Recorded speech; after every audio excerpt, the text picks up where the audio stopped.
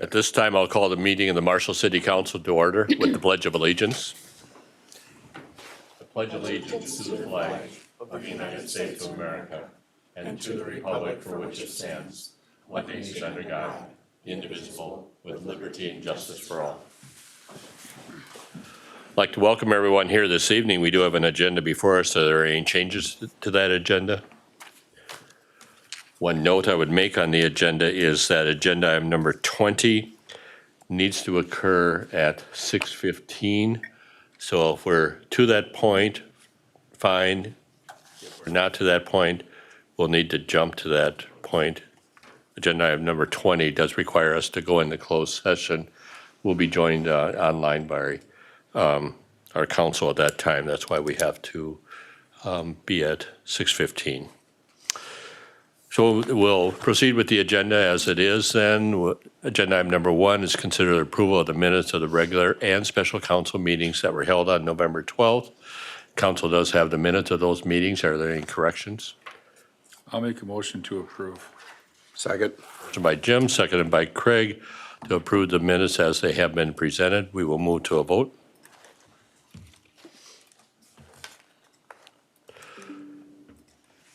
We'll close the voting.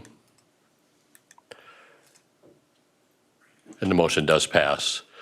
We'll move to agenda item number 2. This is award of quote. Consider the award of quotation for a steel double drum asphalt roller for the street department.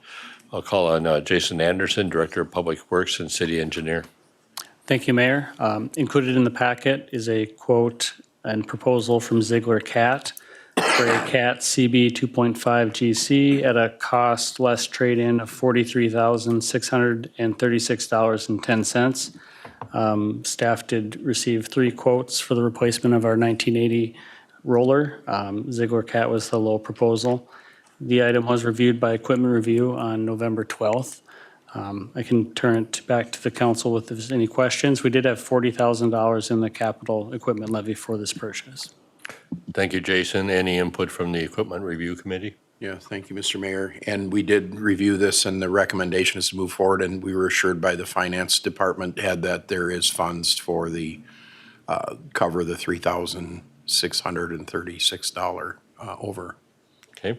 what was in the budget.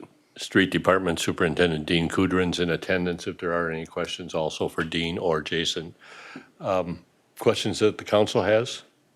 The only thing I'd like to add on top of Craig is, I know it's over budget, but this is a very good price on a Cat. From those people who run equipment, they say Cat is like the Cadillac of road construction equipment. So, and we're replacing a piece of equipment, so the public knows, we're replacing a piece of equipment that's 45 years old. So it's not like the other piece, it's just about as old as, it's older than some people on the council. So it's younger than some of us. So we believe this is a good move, even though it is over budget. And that's why we flushed it out with EJ to make sure that there's money there. And I think Dean said he had money from another spot in his budget. So his budget overall will not go over. Any other input? If not, I'd entertain a motion on the recommendation. So move. Second. Motion by Craig, seconded by Jim. Discussion on the motion. If not, we'll move to a vote. Close the voting.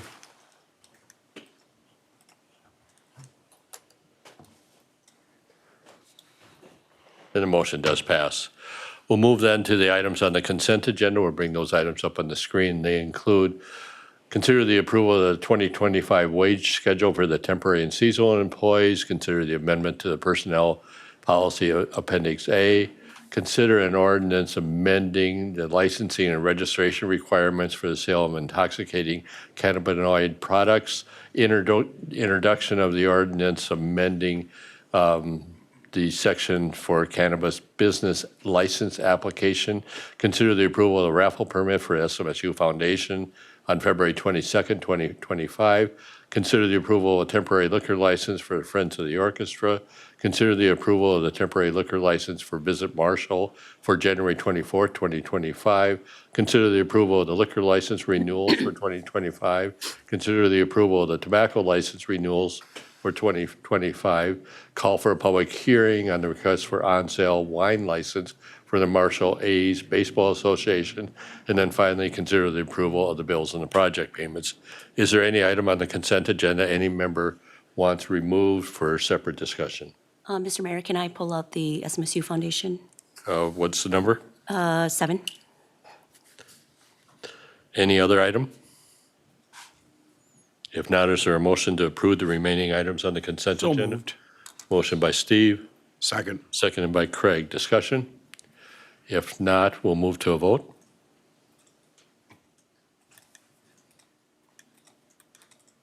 And we'll close the voting.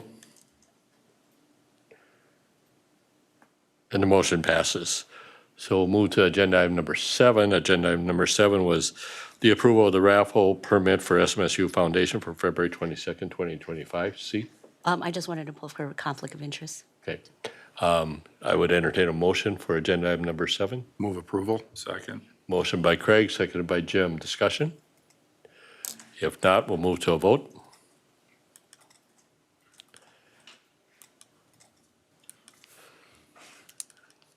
And we'll close the voting.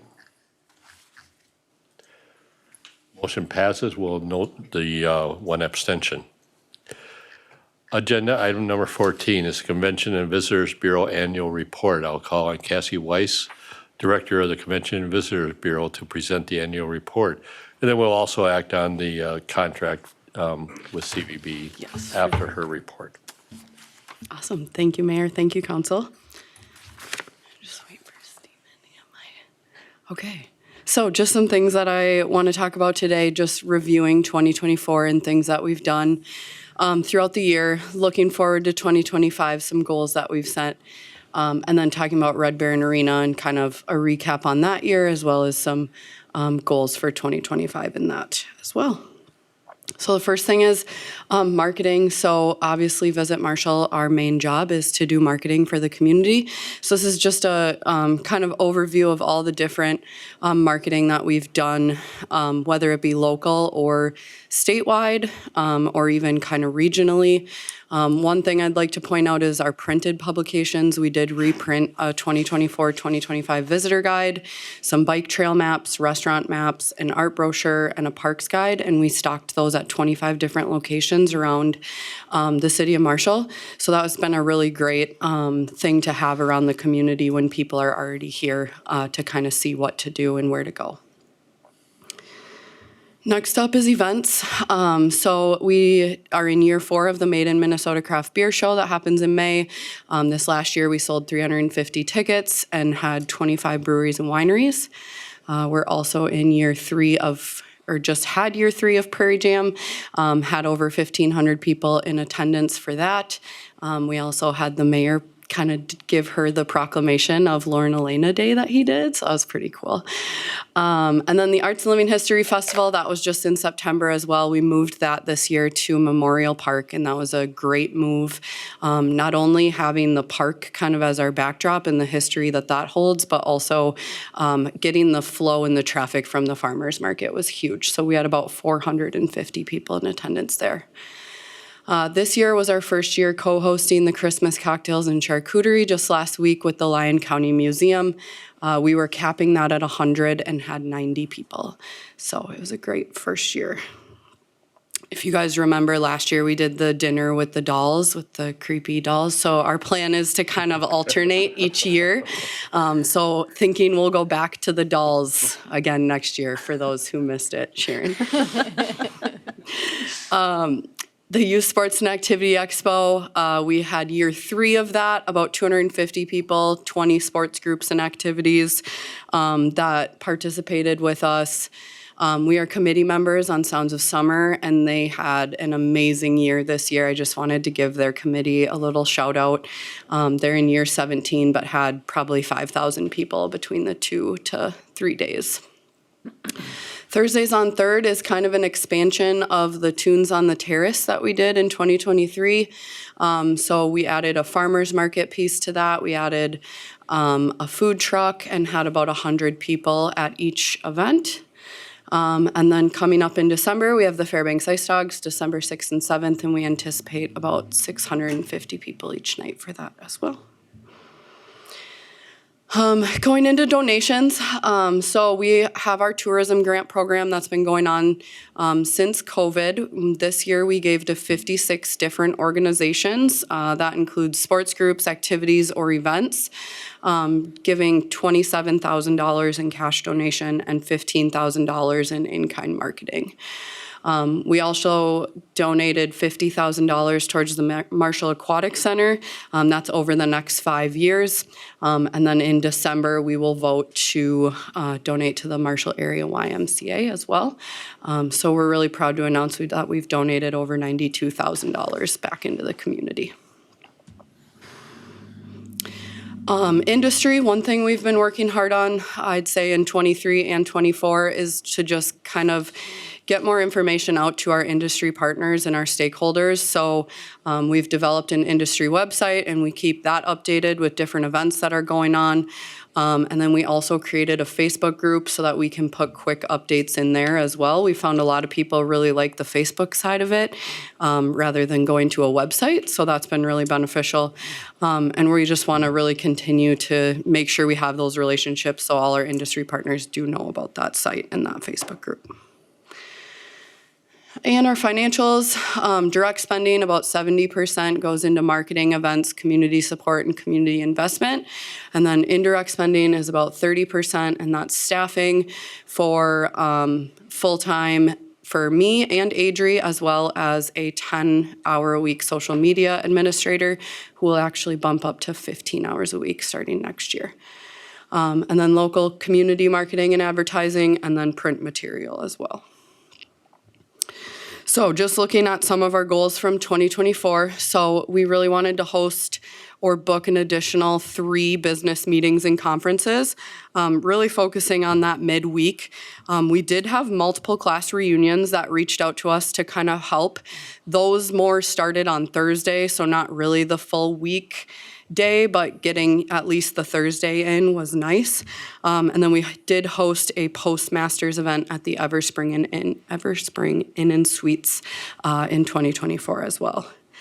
Next one is to promote Marshall to different sports groups and host regional, state, or new tournaments in town. This past October, I did attend a sports conference in Wichita, Kansas, and was able to start building a lot of those relationships. I'll talk about the Marshall Sports Group a little bit later and kind of what we're doing with that, but MABA has been working really hard as well to get the Gopher State Baseball Tournament, and it sounds like we're pretty close to that.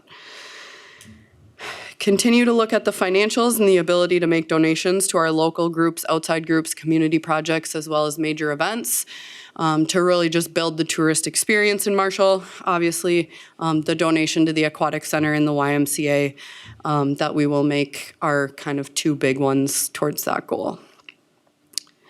All right, grow hunting by the hunting market by working with local hunters and influencers to promote Marshall as a hunting location. So we did start a quarterly hunting meeting with different avid hunters. One idea that kind of came out of that group is we'd like to try to build some sort of cleaning station that could be used for birds for both visitors and locals. So that's something that group is slowly starting to work on there. And then bring in a theater production, dinner theater, comedian, or performance. Unfortunately, just the workload that the concert ended up having, we did not get that done, but we'd like to kind of move that goal to 2025. And then highlight and feature our board members on social media and our website to just broaden our reach. And we have them now listed on our website under our About Us page, and then we've been featuring them each on social media as well. So our 5-year goals, we want to increase business travel for expos, events, and meetings in town. We did just hear from SMSU that they are going to have a frontline conference that will be Wednesday through Thursday. So we'll work on helping them with that in 2025. And then we've also, I'll talk about a little bit later, but adjusted Adri's role a little bit to kind of focus a little bit more in this area. Increase tournaments, events for niche sports. So in 2024, we do have a doubles cribbage tournament that will be happening at Brow Brothers. So we've been supporting Jason Anderson as he plans that event and also gave to them financially as well. Increase the number of state tournaments or events.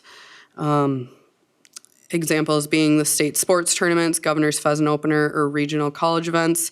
In 2024, we were able to host a state and regional hockey tournament. I talked about the Gopher State Baseball in 25, and then SMSU did host nationals for wheelchair basketball in 2024 as well. And then build new partnerships with our local association, outdoor associations. So like I kind of talked about, we've really been working on the hunting side of this. So now we kind of want to move into the biking, hiking, like Friends of Camden, and just kind of developing some more relationships with those types of people. All right, looking ahead to 2025, some things we want to do. We want to focus on our current events that we host and that our community hosts, and just really help make them the best that they can be and really focus in on those. Bring in an additional 1 to 2 sports tournaments in partnership with the Marshall Sports Group. And that would be on non-tournament weekends, not conflicting with tournaments that we already host. More about collaboration with our local sports associations there. Fill out 1 to 3 RFPs for meetings and events to happen in Marshall. Again, talking about that midweek. Build stronger relationships with tourist destinations, examples being Camden, downtown Marshall, the city, Brow, AJ's Arcade, SMSU Athletics, and local associations. And then that goal from 2024, bringing in a theater production to town, such as a dinner theater or comedian. So before I move on to Red Baron, does anyone have any questions? Okay. Well, the good news. You might want to talk a bit about your TV appearances on the. Yes, thank you.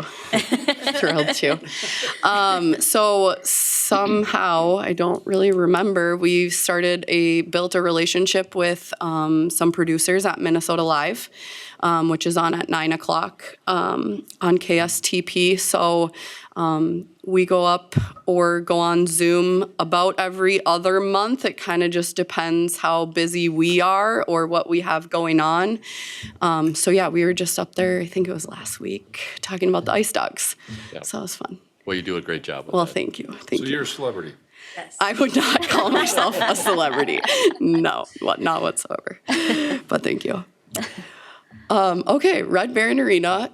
So the good news is with the Red Baron Arena, Adri is going to start taking over as the senior sales manager. So we're just going to kind of divide our roles a little bit differently, where she's going to take over more of the Red Baron stuff. So you guys don't have to listen to me give the spiel anymore. You get to listen to her, which is a lot better. So we're really excited for that, and really feel like that'll help us kind of focus in on just bringing in more events and being able to prospect potential clients a lot better. So just event recap, kind of a list of all of the things that we've hosted. Just some of the notes: 35 paid rentals in the lower conference room, 32 in the Blue Peak room, and then just a wide variety of events, most happening in the spring and fall, which is when we are the absolute busiest at the Red Baron. But hoping that with Adri's new role, we'd be able to bring more in the summertime midweek. And then ice rentals.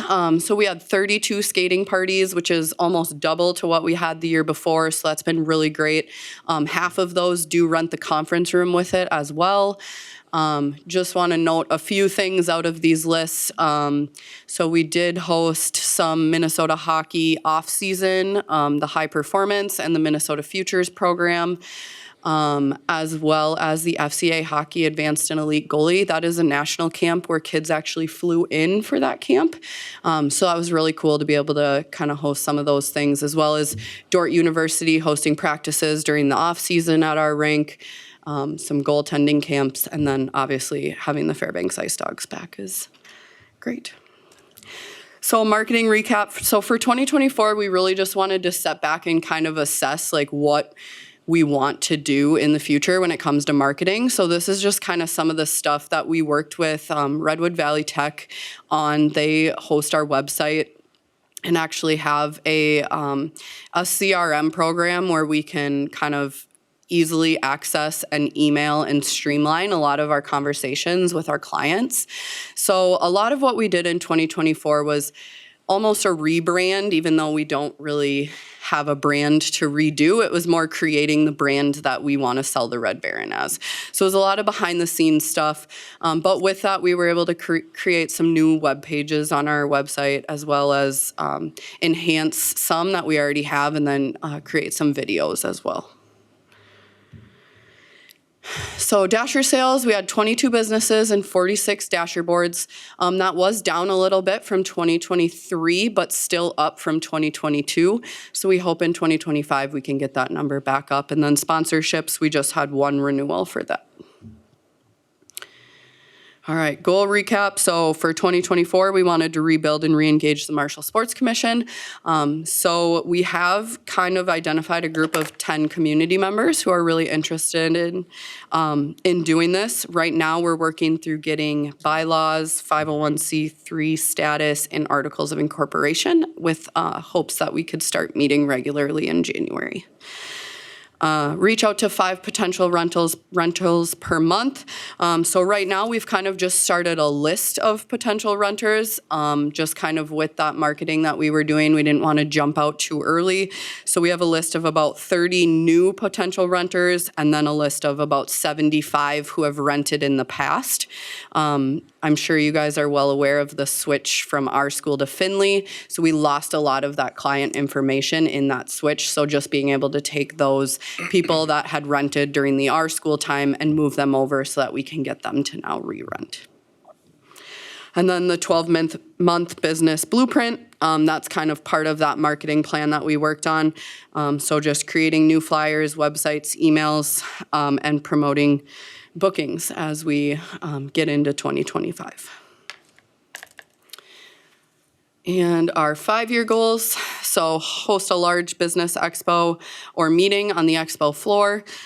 We did book the MS bike ride for 2025, so we are going to be the host or the starting point and the ending point for that race. That is a Sunday through a Friday, so that will be a great event to host. 20% more business meetings in the Blue Peak and conference room. That number was down a little bit again in 2024, but we hope with Adri's new role, we can get that back up. Better serve our sports that can participate on the expo floor March through October when events aren't happening. We have had wrestling who has come back now, both for hosting a youth tournament, SMSU Wrestling hosting a youth tournament, as well as their camp at the Red Baron, which has been a great partnership.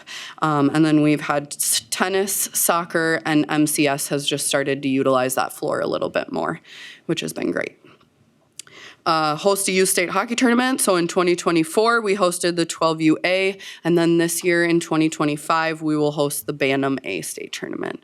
So that's great to get 2 state tournaments for hockey back to back. That doesn't happen often. And then host an off-season tournament. So right now, we only host a boys high school summer tournament, and we would love to get some sort of youth tournament kind of up and running. All right, 1-year goals for the Red Baron Arena. Add 1 new paid expo floor event. Complete the email marketing automations with Redwood Valley Tech Solutions.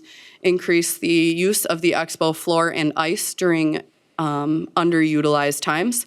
And 3 new conferences or meetings in the club room or on the expo floor. Any questions? Thank you, Cassie. Questions?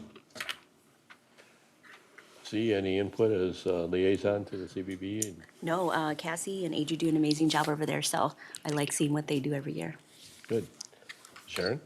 I just want to say, and I know you commented on this last year, but I think the relationship we have with CVB and our staff, everyone from Red Baron staff to Preston to Adri, I think we got a really good working relationship, and we're honest and open. We have really good dialogue, so I appreciate that from CVB and your staff. Thank you. Thank you, Sharon. Any other input?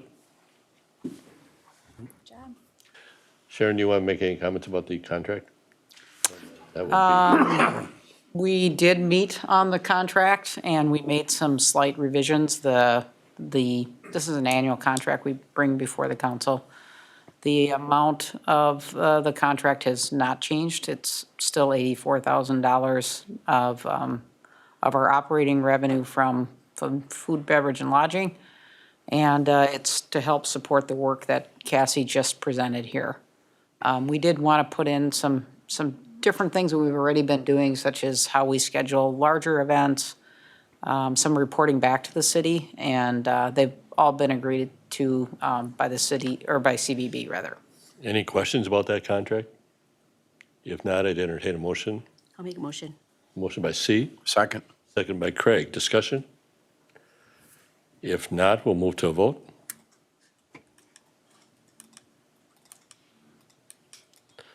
We'll close the voting. And the motion passes. Thank you. We'll move then to agenda item number 15, consider the request of Brendan Clark for an interim use permit and variance adjustment permit to have a outside storage unit in a B3 general business district at 1507 East College Drive. Ilya? Thank you, Mayor Council. So this is a request originally for interim use permit for a storage unit. In this particular case, it's semi-trailer in the general business district. The ordinance has a provision which allows that on the condition that it's painted and it's not located in the front yard.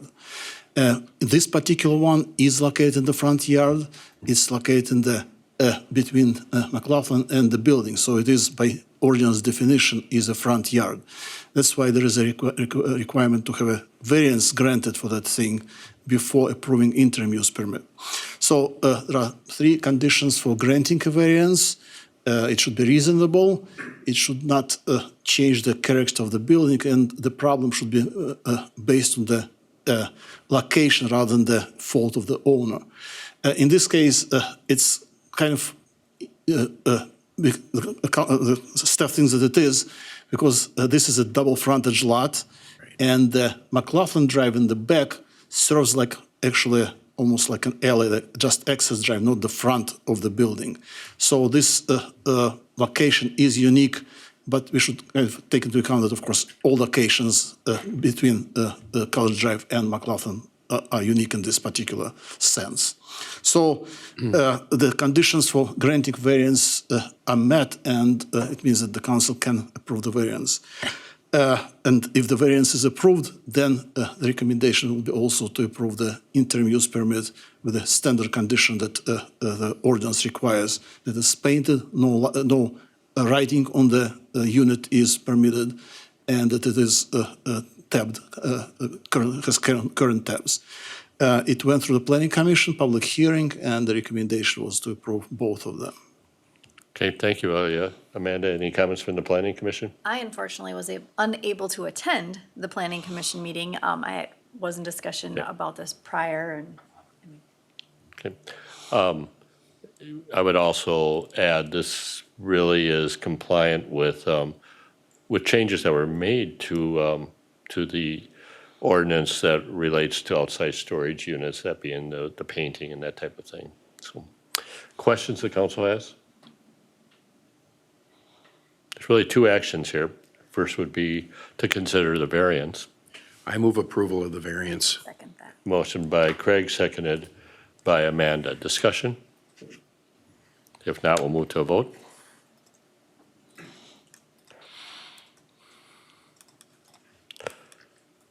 We'll close the voting. And the motion does pass. And then the second action would be the interim use permit. I move approval of the interim use permit. I'll second that also. Motion by Craig, seconded by Amanda. Discussion? If not, we'll move to a vote.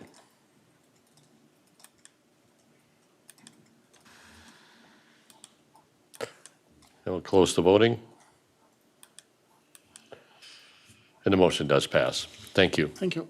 And thank you, Mr. Clark, for your investment in the community. We'll move then to Agenda item number 16, consider the authorization to submit a letter of support for the intersection safety improvements that are proposed at Trunk Highway 23 and Tiger Drive. Jason? Thank you, And Mayor. not the Jason Anderson that plays cribbage. a different Jason. I'm pretty good at some card games, not cribbage.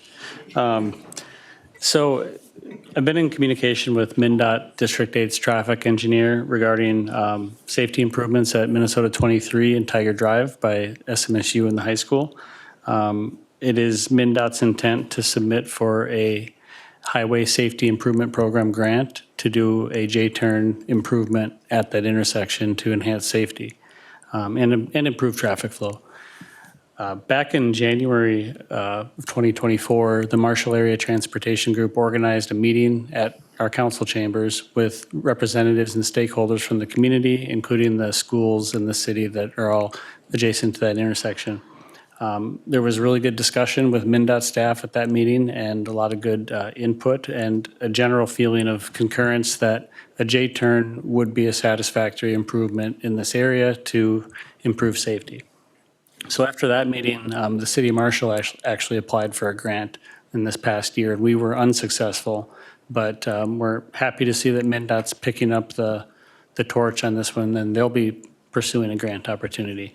So we wanted to bring this back to the council just to reaffirm our support and make sure we have support for this improvement. MnDOT is asking for a letter of support, and we included that in the packet for your review and consideration as well. Staff would support this improvement, and we want to see safety enhancements at this intersection. So we would recommend that we move forward and try to support MnDOT with this. There would be no fiscal impact to the city. It would all be MnDOT costs for design and construction if awarded a grant. And if awarded a grant, it would occur in 2028. Thank you, Jason. Questions? The only question I have, Jason, I fully support this because this is a dangerous intersection. Would they remove the 35-mile-an-hour sign then? Would that give them a reason to say, okay, we don't need that sign? Because I'd like to see them both, because these are inexperienced drivers as they're leaving high school, and we were all children. 16-year-old drivers are stupid, and we were all there. I prefer the word less experienced. So I would just like reassurance that they leave the 35-mile-an-hour sign to make this as safe as we possibly can for our students. You know, I don't remember if that came up at the past conversations. I could see that it could possibly come down, but that would be studied. They would do an intersection study again and really evaluate that and make sure that they're making the best improvement that they can. So I couldn't say one way or another, but I do know that they plan to put quite a bit of effort into reviewing exactly how this J-turn design would be, and there might be a couple modifications, but that's all to be determined.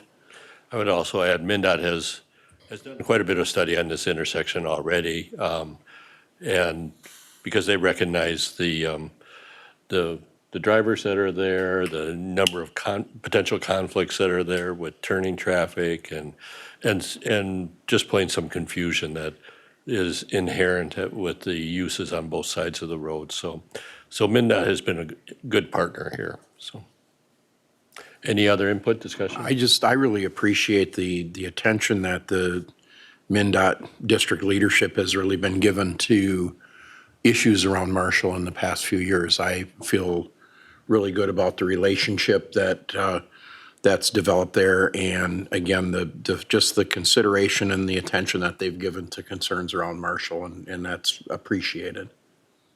Any other input? If not, is there a motion of affirmative for the support I'll make letter? that motion. Second. Motion by Jim, seconded by Steve. Discussion? If not, we'll move to a vote.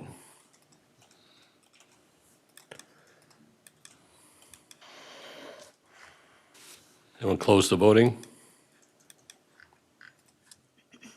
And the motion passes. We'll move then to agenda item number 17, the resolution that would accept the results of the general election held on November 5th. Of course, the council has already canvassed the ballots, but this is the necessary resolution for that.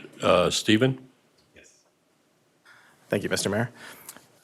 As you had said, the City Council had already met on November 12th to canvass. Per state statute, all results from November 5th are unofficial until the local governments, state, county, state, actually canvass the results. Lyon County met on November 8th to canvass their results, us on the 12th. And then last week on the 21st, state of Minnesota met and canvassed all the rest of the results. Out of our canvassing on the 12th, we had 6,398 voters in the city of Minnesota, or city of Marshall. 2,000 of those votes were actually absentee. We had 872 new registrations. Comparing that to 2020, we had 707 new registrations, so we had quite a few extra that it's good to see. And in 2020, we actually had 3,000 absentee voters, so it went down, but the number of in-person voters had gone up, which is also nice to see. Steve, when you say absentee, that's the early voting at the courthouse, correct? That would be the early voting and the mail ballot and the absentees, correct? Thank you. So during the canvassing, City Council had declared that Bob Burns was declared as mayor with 4,264 votes. In Ward 1, Amanda Schroeder was declared as Ward 1 council member with 1,514. Ward 2 was Amanda Schwartz with 1,039 votes. And in Ward 3 was James Lazinski with 1,563 votes. If there are any questions, I am available. Any questions? Thank you, Stephen, for your leadership in being the election official and running everything accurately and smoothly. So thank you. Is there a motion for the resolution? To approve. Second. Motion by Steve, seconded by Craig. Discussion? If not, we'll move to a vote.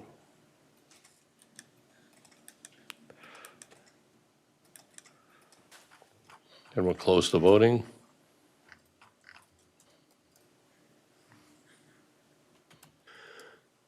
And the motion does pass. So we'll move then to agenda item number 18, consider the introduction of the ordinance amending Chapter 14, Animals. Who has this one? Stephen?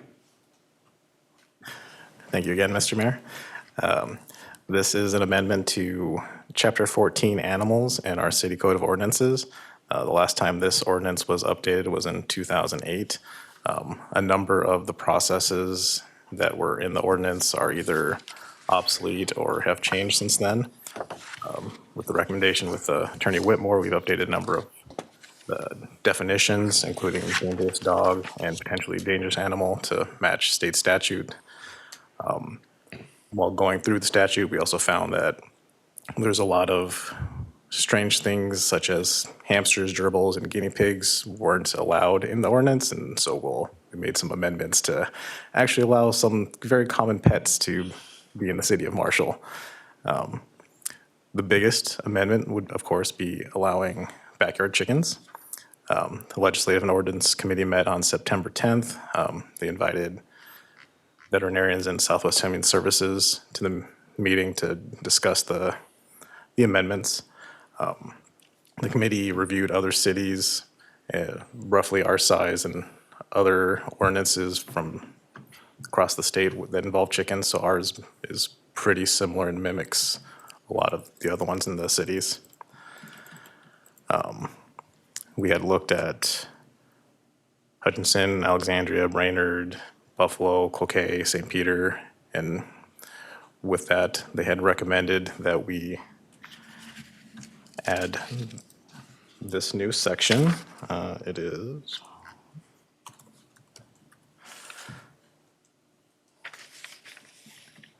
with the new section, they were recommending no roosters. You can keep up to 5 chickens. You would have to have a run or a coop or both. There would be requirements on setbacks and where the coops could be placed on properties. And there are quite a few other in there if you have any specific questions on the amendments. Okay. Questions for Stephen? The action here would be the introduction. I'll make a motion to make the introduction. Motion by Jim, Second. second by Craig. Discussion? Item of discussion, I am in favor of the updating the language dealing with the outdated language concerning some of the animals. I am not in favor of backyard chickens for a variety of reasons that I'll save for the public hearing, and but they would include property issues, the potential for property owner conflicts, some concerns about the level of staff involvement that would be required for enforcement. I'm concerned about disease transmission. I'm concerned about disposal of what happens with the spent hens. I'm concerned about odor, and I have overall concerns thinking this really does not involve, it shouldn't be in a residential district. So I will vote against this motion for that reason. Other discussion on the motion? If not, we'll move to a vote.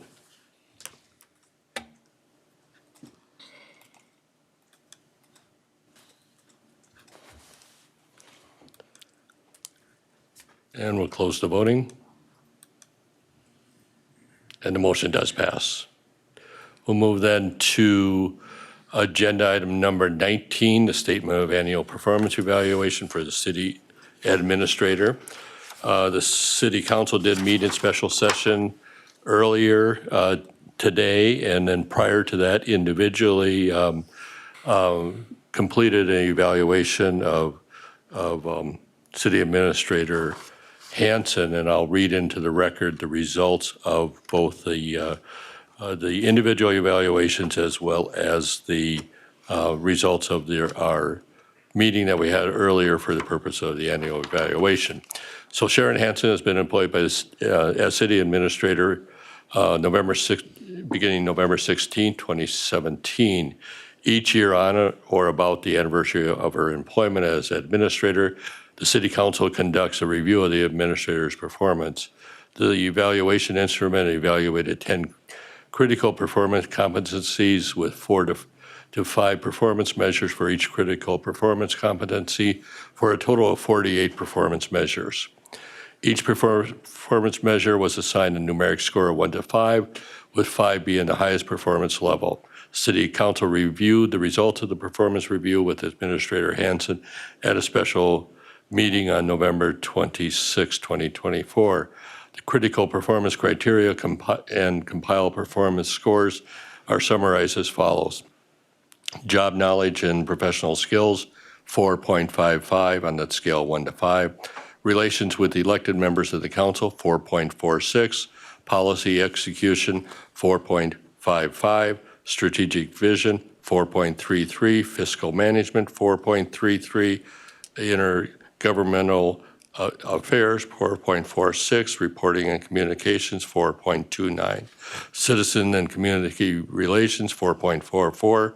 Staffing, 4.41. And supervision, 4.24. So the overall performance evaluation for all criteria from the city council members and mayor is 4.41, which indicates a high level of performance, highly effective leadership, and performance often exceeding the challenging performance expectations for this position. So overall, a very positive evaluation, and the council is appreciated of the service of Sharon Hanson as city administrator. So thank you, Sharon. Thank you. Any other comments that the individual council members want to add at this point? I'll make the same comment I made at her review, and then Sharon does a great job for the city marshal, and she actually does a great job making the council look good, because she's very helpful making us aware and knowledgeable of what is going on. And we're lucky to have an administrator like her. I have homes in other communities where they've had a merry-go-round of administrators over the course of the last 3 years. I think they've gone on 3 or 4 of them. And we're very fortunate to have the stability here in Marshall that we're not dealing with that, because that is not good for your city or the operation of your city. So we're fortunate that Sharon's done a great job, and we appreciate that. Thank you. Very good. Any other comments? If not, I would entertain a motion to accept the annual review of the city administrator. So move. Second. Motion by Motion by Craig, seconded by Steve. Discussion? If not, we'll move to a vote.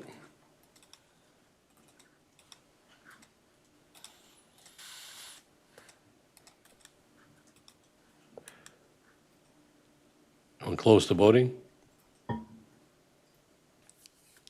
And the motion does pass unanimously. Sharon, would would the attorney be available at this point? Yes.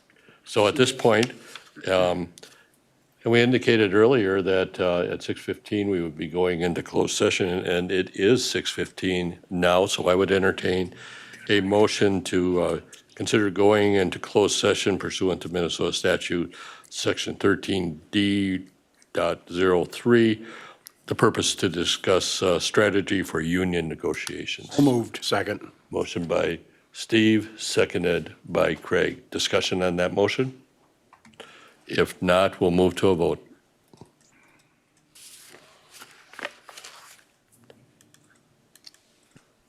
And we'll close the voting. And the motion does pass. We will go into closed session. This time we are back in open session. We are on agenda item number 21. Agenda item number 21 is considered the approval of the labor agreements between the city and Law Enforcement Labor Services, Inc., local number 190. I will call on Sheila Dubbs, Human Resources Director, to present a tentative agreement. Thank you, Mayor and Council. Staff have been in negotiations with the Police Officers Unit Local LALS 190. We have a tentative agreement. I'll just briefly review a summary of the changes and answer any questions, and Sharon will help answer any questions as well. There are a number of housekeeping items in the contract, updating dates on the cover page and Articles 1 and 29, updating page numbers in the table of contents. There is a technical edit on Article 10, removing a Roman numeral, an update of dates on Article 16, insurances, removing language related to prior comp study language in Appendix A, removing an MOU and adding the Juneteenth holiday to the holiday schedule in Article 23, updating dates on the MOU related to compensatory time as well, and updating Appendix B, which is an equipment list. The items on that list have been agreed to between supervisors and the officers. That is the current listing of items that are issued. In Article 12, the wages portion of the contract, and I should back up and say that this is a 3-year agreement that we've reached tentatively with the officers. The first year of the agreement would be a 4% general wage increase, plus an 85-cent per hour market adjustment effective the first pay period, including January 1st of 2025. Second year of the agreement would be a 4% general wage increase, again effective the first day of the first pay period, including January 1 of 2026. And the third year of the agreement, a 4% general wage increase effective the first day of the pay period, including 1/1 of 2027. Also in the wages section is increasing the field training officer pay by 25 cents from $1.25 to $1.50 per hour when performing that field training. A clause compensating training instructors an additional $1.50 per hour when presenting that training, and that would apply to defensive tactics instructors, emergency vehicle operation instructors, firearms and OSC instructors, and TASER instructors. A new clause relating to the drug task force agent assigned to the Brown-Lincoln Lyon Drug Task Force, and that is assigning that agent on the detective step range to the step closest to the employee's hourly base rate of pay. The clause also indicates that if that employee vacates or is reassigned from the agent role, that employee will return to the position that they were assigned to prior to being an agent with no loss of seniority. In Article 14, court time, when an employee is required to appear in court during their off-duty scheduled time, it's an increase from 2 hours pay to 3 hours pay. In Article 20, the vacation, this is a new clause giving an optional cash payout of 40 hours of earned vacation once per year, limited to employees who have accumulated 80% of the maximum allowed amount. Article 21, the sick leave provisions, there are two new provisions there relating to the ESST law. The documentation provisions referenced in the ESST law won't apply to paid leave absences in excess of 48 hours. The second clause, employees may not use ESST leave for employer, school, or daycare closures due to public emergencies. And then Article 25, and that one is the leave of absence article, where effective 1/1 of 2026, the employer and the employee agree to split the premium for the paid Minnesota Family and Medical Leave Program on a 50-50 split basis. At this point, I'll answer any questions, or Sharon can assist in answering as well. Thank you, Sheila. Are there any questions? Do you want to add anything? I just want to comment that I know Sheila has done a lot of work on researching comparables and looking at other contracts. So it's not just wages, but all the benefits. And I know that for our labor attorney, it really is appreciated, and myself too. But it helps us become really prepared in this. And I also just want to comment a little bit on LELS. They also came really prepared. And we appreciate their willingness to help us reach this tentative agreement. Yep, and thank you, Sheila. Thank you, Sharon, for your work on this. Any other input? If not, I would entertain a motion related to this tentative I agreement. move we approve the labor agreement between the city and Law Enforcement Labor Services Local 190. Second. Motion by Craig, seconded by Jim. Discussion? If not, we'll move to a vote.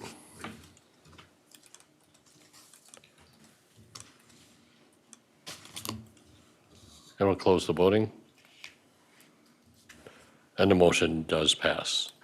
Thank you, and to Sharon, all the parties involved, thank you for bringing this forward. Thank you. Thank you again. We'll move then to agenda item number 22. Consider the 2025 to 2027 wage schedule for the non-union employees. Once Thank you, again, Mayor. Sheila. Thank you, Mayor and Council.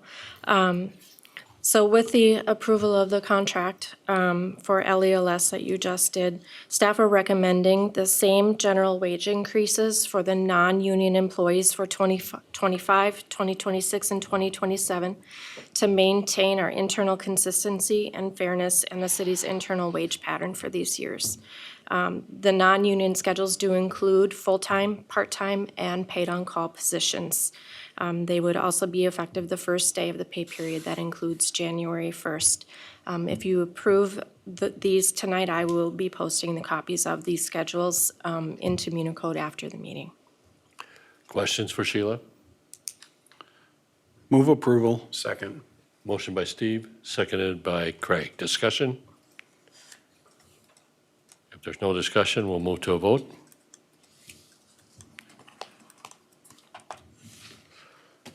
We'll close the voting. And the motion does pass. We'll move then to the remaining items on the agenda for the regular meeting. Agenda item number 23, Commission Board Liaison Reports. Craig? I have nothing, Mr. Mayor. Steve? We did not meet. Amanda? Southwest Regional Development Commission had their monthly meeting a week or so ago, and regular business or some transition on the board, or will be some transition on the board because of the elections and folks that have changed due to the elections. See? DEI met and we discussed the strategic plan, which we will plan on bringing to the council for approval. The library board met and they went over their strategic plan for 2025 to 27. Just went through the financials for the year, had some new hires, and then we also went through results of the reader survey that they did on people that use the library. And then the CVB did their strategic plan, which Cassie introduced tonight. Very good. And Jim? I have nothing tonight. We'll move to council member individual items. Jim? Just happy Thanksgiving to everybody and drive safely. See? I don't have anything. Craig? Nothing. Steve? Nothing. And Amanda? I would just add, in addition, right after Thanksgiving is Light Up the Night at Independence Park, as well as a lot of downtown activity on Saturday. So be a busy holiday season and a shortened holiday season because of the lateness of the Thanksgiving holiday. We'll move to the remaining items that will include staff reports. Sharon? Just briefly, the Aquatic Center Committee will be reconvening next week to talk with Contegrity about estimated budget and other changes. And I can tell you have been some design changes that are going to be kind of challenging just because we've had to make some cuts to meet the budget of 18.3. And we're still challenged with that particular budget as well. But we'll have a good discussion with the committee and Contegrity on that. And then, yeah, I think I'll just leave it at that, so. Okay. Jason? College Drive bid opening is on December 6th, so we're waiting for those numbers to come in. We held a public informational meeting last week on Thursday night for the proposed reconstruction on Minnesota Hill and Charles Avenue. Had a decent turnout and some good conversation. We'll be calling for a public hearing in January for that proposed project. Planning Commission meets next week on December 4th, 1 week ahead of the normal date. We're having a special meeting to have a public hearing on a proposed plat. That'll come forward to the council next month. And one item I wanted to make the council aware of, MnDOT will be putting up no parking signs on Minnesota 68 from the intersection with 59 by the new Quick Trip heading out towards Minneota at the Diversion Channel Bridge. Back in 2020, the council did take action to pass a resolution to authorize no parking on that segment. And as a reminder to the council, we did notify all the residents and property owners along that stretch. And we did reach out and ask for comment. We received only one comment and that was okay with that change for the three-way striping that went in. So just a reminder, because that was 4 years ago when we took that action, and now no parking signs are going to be going in yet this fall. So if you see that, you know what that's about. Thanks. Okay, very good. And Pam? Nothing. With that, the council does have the remaining items, which include the report on our cash and investments, our minutes from the Public Housing Commission, Planning Commission, copy of our strategic plan, our listing of the building permits. A note on the building permits, there's one very large one for the Marshall's store interior build-out, which I understand will begin on Monday of this coming week, and the listing of upcoming meetings. Is there anything else to come forward at the regular meeting this evening? If not, I would entertain a motion to adjourn. So move. Second. Craig, seconded by Jim to adjourn. Discussion. If not, we'll move to a vote. And we'll close the voting. And the motion does pass. Council will take a brief break, and then we'll reconvene in special session for the 2025 budget discussion.